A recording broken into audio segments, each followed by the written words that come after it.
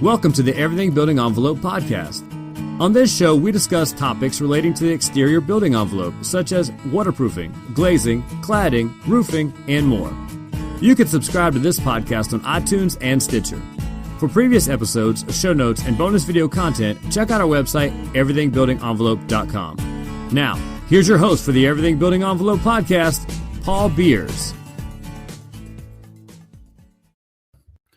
Hello, everyone. Welcome to the Everything Building Envelope podcast. This is your host, Paul Beers, and our guest today is Brett Taylor.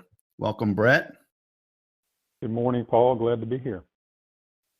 So Brett is a fellow team member of mine at GCI Consultants. And Brett, before we get into the subject, maybe you could tell everybody a little bit about your background. Absolutely.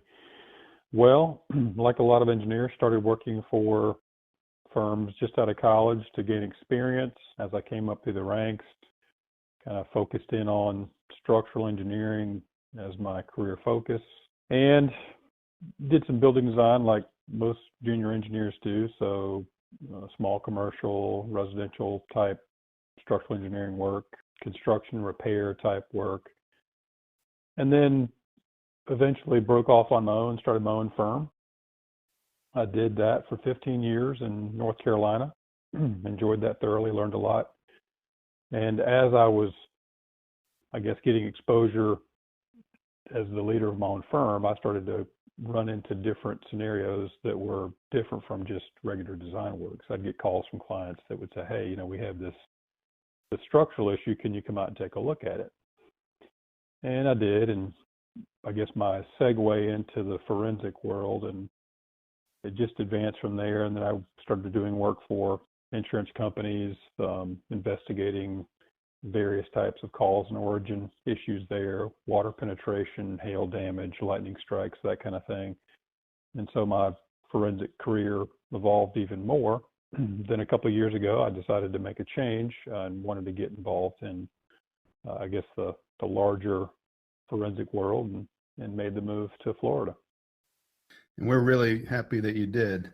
So you're a licensed engineer in Florida and a bunch of other states, that's right? That's correct. I've gained licensure in a total of 12 states. I was just going to say essentially all up and down the east coast of the states, and then over as far as Louisiana. Great. One thing that I know that you didn't tell anybody about, I think is really interesting. When you were early in your career, you worked overseas, didn't you? I have, yeah. Very early on, I found an opportunity to work in Germany after the wall came down.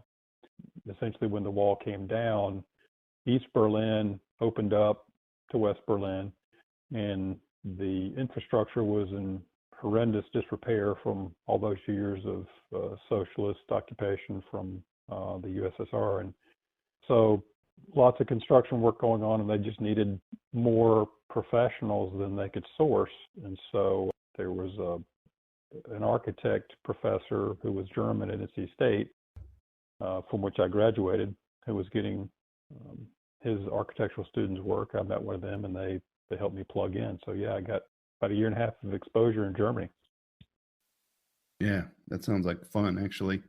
Yeah, it's a great opportunity. I wish I would have done stuff like that in my younger days, actually. So we got a really great topic today, stucco around wood-framed window openings. So Brett, you recently were the primary author on a publication of that same name that was produced by the Florida Lath and Plaster Bureau. Is that right? That's correct. Part of a Windows committee that broke out around the topic of wood frame window openings with all the stucco litigation going around currently. We decided to break out a committee. I joined that committee, and we have many more technical bulletins planned, but as we were getting into discussing what we wanted to accomplish in the committee, it became apparent pretty quickly that this is a huge topic, because once you create an opening, that's an opening you have to seal. On top of that, with a window installation, you have a lot of integration between the different parties that are performing different component of the wall construction. Yeah. So wood frame construction really is a big part of the construction methodology that's out there. We see it anywhere from single family homes to pretty good size mid-rise type structures, multifamily residential, hotels, office buildings, commercial, retail, all sorts of different things. So, and they're all different, obviously, and one size doesn't fit all. But as you say, there's been a lot of, over the years, litigation, and on our expert witness side of things, we've done many, many, many, many hundreds, maybe thousands of buildings over the years with wood frame and stucco, and where there's been allegations of things maybe not going correctly or having issues. So this is a great topic, and really excited to see the piece that you guys put out, and maybe we can just sort of run through it a little bit more. I know it focuses with codes and standards and whatnot, so can you maybe run us through some of the highlights of it? Sure, absolutely. I guess to start off, I'll just say, it's for general educational purposes to help folks in the industry get their head around the codes and guidelines and standards that are involved. So it should be helpful to folks in the industry. It's not a document that covers every single aspect and certainly doesn't get into details. We plan on working on some details in the future. But the takeaway is that there's a lot here that folks need to know about. The designers need to be fully aware of these codes, standards, and guidelines, as well as the contractors, because we're all having to work together to make this building envelope penetration function like it's supposed to. So just, having said that, just keep that in mind. And we developed this as a roadmap, really, to help people focus in on what's important. As we started to discuss what we wanted to create with this technical bulletin, it started to get big really quick in terms of information. So we had to step back a little bit, and we decided to break this topic into different technical bulletins going forward. And the first one, we thought it'd be best to create one that painted this thing as a global perspective so that people had an understanding that it was complex and that there was more to come. So can you kind of run us through, first, as you already mentioned, you guys introduced codes, reference standards, and industry guidelines, and kind of had a discussion that, I think, just to summarize, as everybody's familiar with the code, Florida Building Code in this case, or the Florida Residential Code. And I want to point out too, by the way, while this was obviously put out by the Lath and Plaster Bureau, this discussion can certainly go far beyond Florida. In fact, it has a national perspective on it. Now, there's obviously the Florida Building Code is not in other parts of the country, but the theory is pretty much the same everywhere. Would you agree with that? Correct. The addition there would be that obviously Florida has many more opportunities for wind-driven rain. And so we seem to see the problems resulting from water leaks a lot faster and maybe to a larger degree than other areas may see them. Although, recently we've had a couple of jobs, one in Pennsylvania, where they had pretty significant sheathing and wood frame damage to a single family home.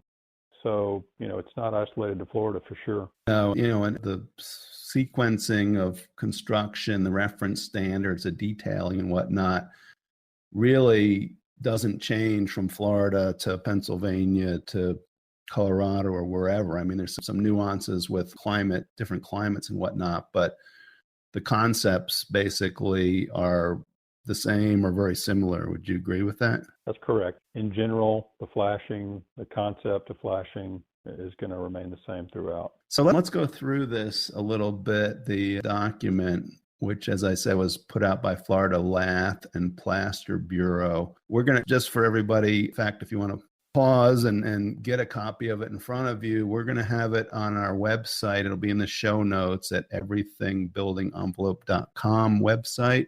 It'll also be on our website at gciconsultants.com. There'll be a link to download it, or you can go straight to the Florida Lath and Plaster Bureau's site, www.flapb.com. So any one of those places you can get it. It's free. And if you want to read along while we talk about it, that's where you would go.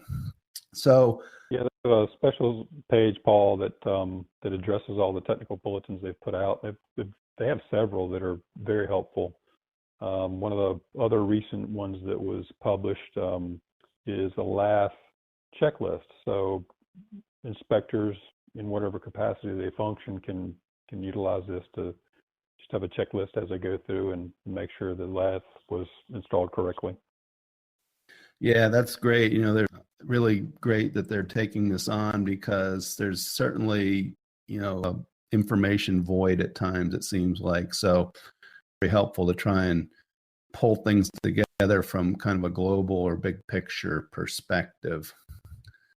So the document references some codes, standards, and industry guidelines throughout the construction sequence. Without reading it verbatim, could you just kind of summarize what the sequence is and what kind of documents are referenced? Yeah, so I put this together in the order of construction, or at least tried to. So obviously you start with your rough framing. There's a little bit of waterproofing that can be done at the rough framing stage. Then you have your fenestration installation. Then you have your supplemental waterproofing around that fenestration, your stucco application afterwards, and then caulking and painting, hopefully following your stucco installation. So that's the general format. We just tried to make it as, I guess, visually and conceptually consistent with the way it was produced in the field.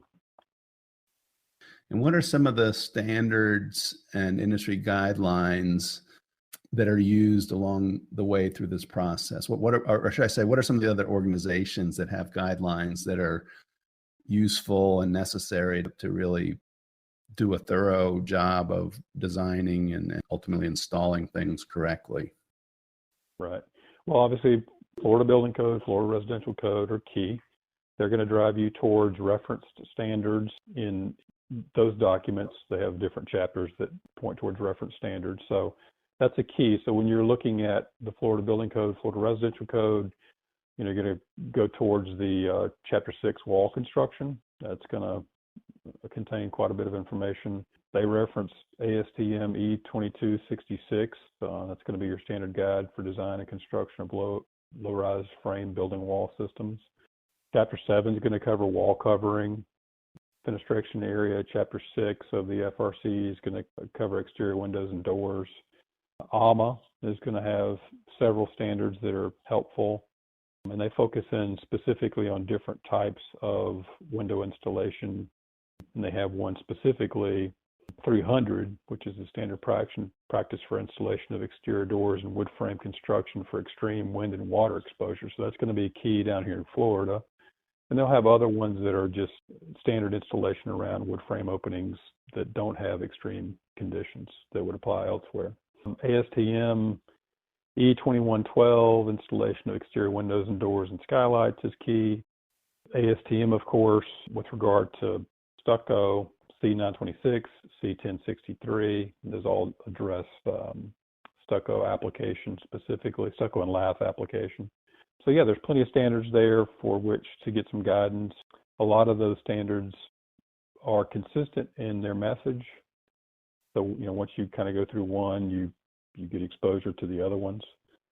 But my approach there was to just kind of include everything so that the detailer and the installer could be working off consistent documentation. And I think it's important for everybody to know what's involved so that they can recognize if someone in the chain of the process perhaps didn't do what they were supposed to do. And we can segue into that later in terms of responsibility, but essentially everyone has to know what their part is and what codes and standards apply to them. So the design professional needs to be aware of all this and utilize it in developing plans and specifications because ultimately that's what's used to build the building, correct? Correct. And as you know, that's not always the case. Some plans and specifications for projects just aren't what they need to be. The details should fall on the designer of record, whomever that may be. For whatever reason, those sometimes aren't fleshed out adequately to make sure that the building is going to perform per the Florida Building Code or whatever code you're utilizing. I think they're all going to be relatively consistent in that respect, that they say that the building envelope should be detailed and constructed in a way to prevent water intrusion. That's right. You talk about details, and I just think back to the one, my favorite is, you see it on residential and also on multifamily, where they'll draw a typical wall section, and that's it. There's a typical wall section, right, and it'll say stucco with an arrow pointing at it. So right, at that point, basically, you're leaving it up to the builder / installer / subcontractor / workman to put it up the way they think it should be done. And it's just a process that's inviting error. Absolutely. And here's where I get a little frustrated with those professionals. And we all we do it in our designs in certain areas, and it's acceptable. So for example, if we want to kind of point back towards a structural example, for the structural engineer, we're designing the building to resist all the loading on that building so that it doesn't collapse, and protect the public and protect the occupants and the investment. Well, okay, so I design the structure, but I don't necessarily design the wood trusses. Let's say that this property, whether it's residential or commercial, has a wood truss roof on it. I don't actually design the roof trusses. That's something that's developed over the years, where the manufacturer of the truss typically provides that design. They may have employed an engineer that does that design, or they may farm that out to another engineer. But essentially what I'll say is, in my plans, truss design per applicable loading. And then it's up to the builder to find the truss manufacturer to provide that truss package and that truss design. And then I review that truss design to make sure it's consistent with my plans and details. So that's a case where it's okay to point towards someone else to provide a component of the design, but ultimately, as a structural engineer of record, I'm still responsible for that truss package to make sure it is applicable to my design scheme. And similarly, this is typically an architectural realm, similarly, the plans and details focused around the building envelope fall under the architect, unless, of course, they want to farm that out to someone else, which is okay as well. But you can't just point towards a standard wall section and say stucco. That's not acceptable, nor helpful. That really opens people up to RFIs at a minimum, but certainly potential litigation going down the road, which is part of the reason we're having this podcast today. Yeah, I think the key takeaway from that is somebody's got to design all the parts and pieces that go into the building. And ultimately, design professionals has a responsibility to make sure that happens, whether he designs it or somebody else does. At a minimum, he or she should be reviewing everything and making sure it's complete. And correct. What's interesting is you get into the wood frame. This is Paul's observation. The wood frame construction market is lacking sophistication and depth. And what I mean by that is, a lot of times it's a low bid scenario. So they're trying to build a house, an apartment building, whatever, for the lowest possible cost and meet the code, which, it's supposed to be a minimum standard, but it actually becomes the baseline standard. What do we have to do to say we met the code? So in the effort to save money, maybe you're not paying the design professional to be able to do the job that they need to. And you're ultimately leaving it up to contractors, installers, and whatnot to put everything together correctly. Nobody's really looking over their shoulder and making sure that's being done right. And guess what? You end up with problems. It's just sort of inevitable. So one of the things, and Brett, you've talked about this so far, is that somebody's got to pay attention to the details. Right. The devil is in the details, for sure. Yeah. And I'll tell you, with the changes in the code standards and guidelines, along with the products that are changing rapidly. And then the lines are blurring too between who's involved in what. I mean, you have window installers now that apparently they get asked to provide the flashing as part of their scope versus having someone who may have more experience in that provide the flashing. Sometimes the framers even get called in to provide at least a certain level of building envelope protection and flashing. So let's talk a little bit about the scenario you just described where different people are providing things that are maybe outside their scope and, may not have a good set of plans and whatnot. So let's talk a little bit about what can be done to try to overcome some of these limitations, I guess we'll call it.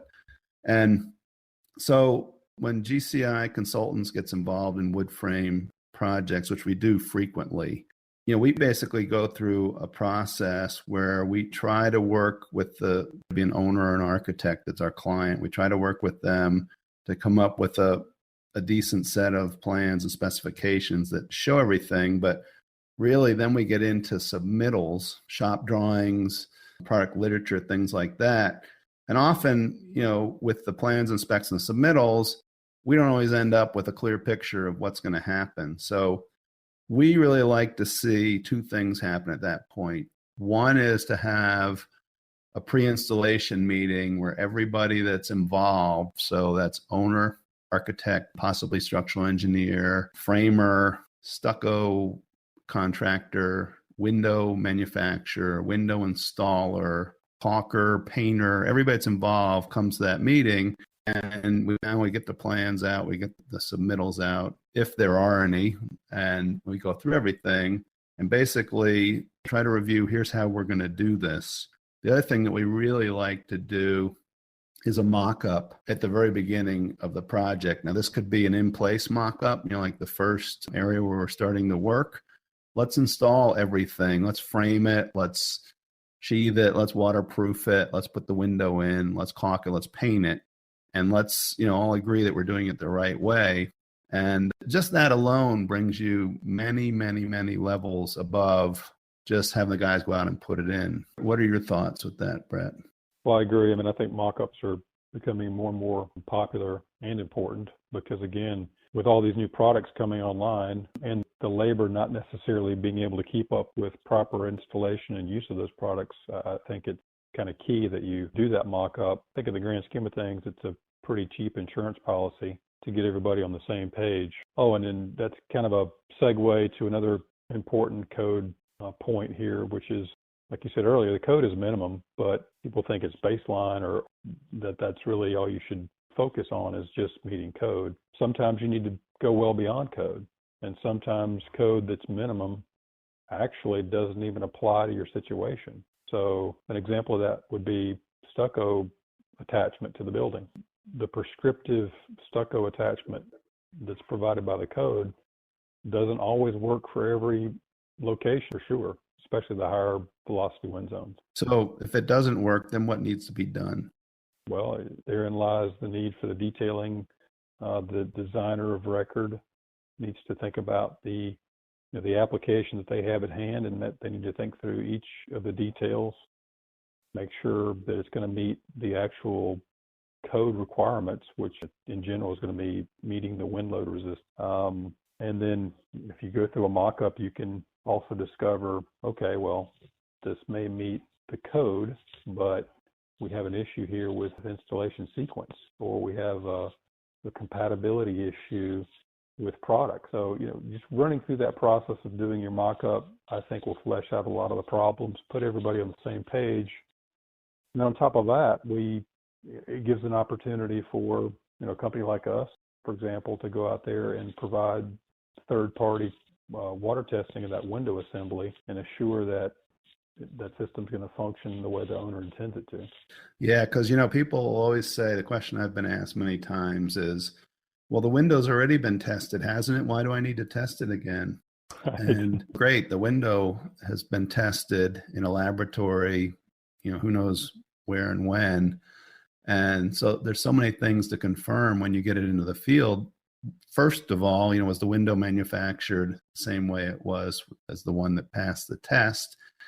And then even more important, you've got all these surrounding surfaces, stucco, maybe a balcony floor, a ceiling, whatever. None of that's included in a product approval test for a window. So the system is never tested unless you do a field test during construction. That's correct. Yeah, the window is just a component of the system. And, AMA's done a lot to drive forward the window industry. AMA and window and door manufacturers and others have done a lot. But essentially, the water infiltration testing, the wind load testing, and others, those tests are just testing the window unit. And a lot of times they'll actually exclude portions of the window that people may not, well, not portions, but a portion of the window that people may not think about. And with respect to wood frame construction, that's going to be the window fin. So in other words, the fin is part of the window, but in terms of the water infiltration testing, it's actually not included. No, that's right. And as well as how it interfaces with all the surrounding materials. Yep. So yeah, your mock-up is key. Yes. I see in the publication that you also put a little blurb in towards the end about maintenance. Do you want to talk about that a little bit? Absolutely. I don't have to tell you that it's a large part of what we run into when we're doing our investigations. Florida has some amazing sun and fun. That sun and fun comes with a cost. The sun's very intense here, so it tends to degrade paint and caulking quicker than maybe some other locations around the state. And so owners are having to do maintenance more often maybe than other parts of the country. So yeah, it's key to do that maintenance. And actually, Florida Lath and Plaster Bureau has developed a separate technical bulletin. If people want to pull that up, that's TBST-04-12, and that is stucco and building exterior maintenance. And it goes through the requirements for maintenance there. But essentially, if I had to pick one spot that I would really focus in on, that would be the interface of the stucco and the window frame, and the detailing of the accessories and the sealant around that interface. That tends to be a location where details aren't always correct, and even if they are correct, or even if they're not correct, let's say even if you do a good stucco or sealant around a not so good stucco detail, that'll go a long way for sure. But if it's done correctly, but the sealant and the paint aren't maintained, eventually you're probably going to have at least potential for water intrusion there. Yeah, and stucco, I've said this many times, I'll say it again, stucco cracks. It happens. It's not necessarily catastrophic where it's cracking and falling off the building, but it gets hairline cracks and whatnot. And over time, sealants degrade and paint, may chalk or wear off. So all these parts and pieces have finite performance cycles or life cycles, but a well-designed exterior wall system accounts for all this. You've got a moisture vapor barrier within the wall system where if any water gets in, it collects it and drains it to the outside. And obviously the maintenance is very important because the less water that gets in, the better. But as you mentioned, there's a lot of parts and pieces, and really everything needs to be done well to have an overall globally well-performing and healthy building. That's correct. That's actually probably even a separate topic because we can go far and deep on that. But in general, I'll point back to the fact that the code is minimum. And, stucco, as you said, cracks. Stucco, if it's not painted, is actually going to absorb water and then will release that water whenever the conditions around it dry out. So it's, it can absorb and expire water cyclically. And as long as the system is designed to accommodate that, then you shouldn't have any issues. But again, the fact that the code is minimum doesn't necessarily remove the potential for having water penetration issues. So for example, if you're on the north side of the building, or if you have an area where there's sprinklers that continually impact that stucco, a good system over time can still have issues and or degrade more quickly. Yep. So you mentioned that this the publication Stucco Around wood frame window openings with the Florida Lath and Plaster Bureau is kind of a starting point. What's next? Well, we are in the process of determining what it is we want to discuss going forward. We have some bullet points in the bulletin.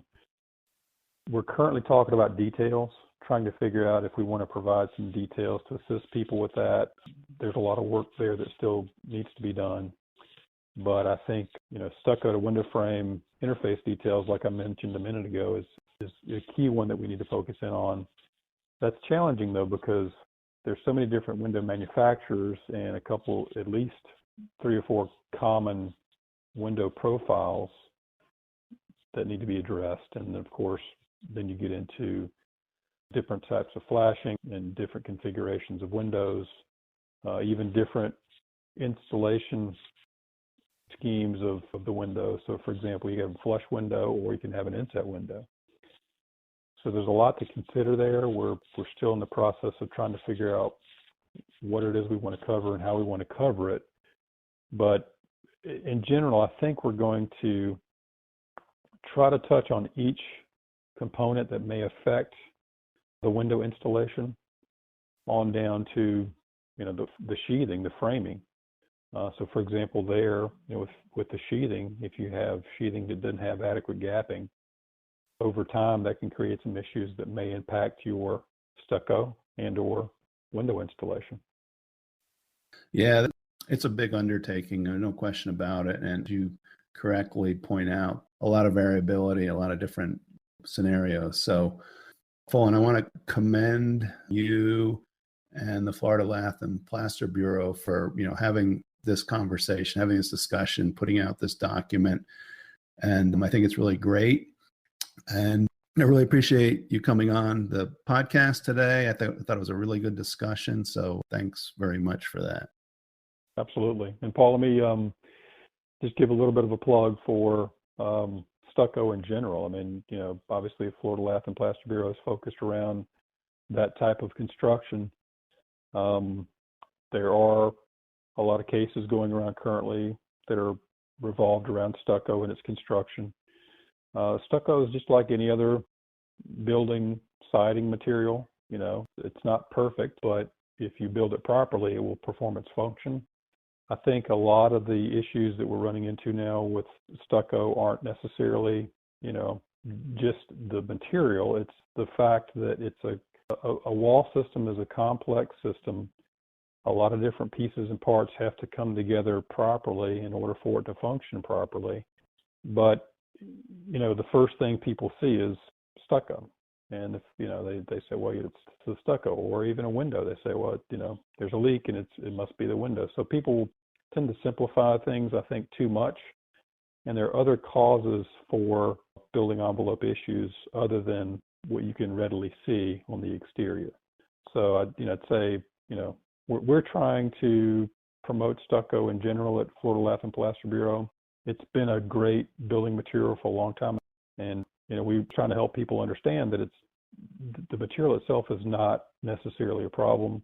And you can accomplish a very sturdy, sound, and aesthetically pleasing building exterior with stucco. Yeah, well, I'll give a me too on that one as well. If you look at it from a nationwide perspective, I don't think it's an exaggeration, there's millions of structures that have high-performing, well-performing, durable, good quality stucco installations. We do tend to focus on the problems, which, they're out there, and we don't focus so much on the fact it is a really good option for exterior of buildings, and it's been used successfully, repeatedly throughout throughout the world. So yeah, let's recognize it for what it is.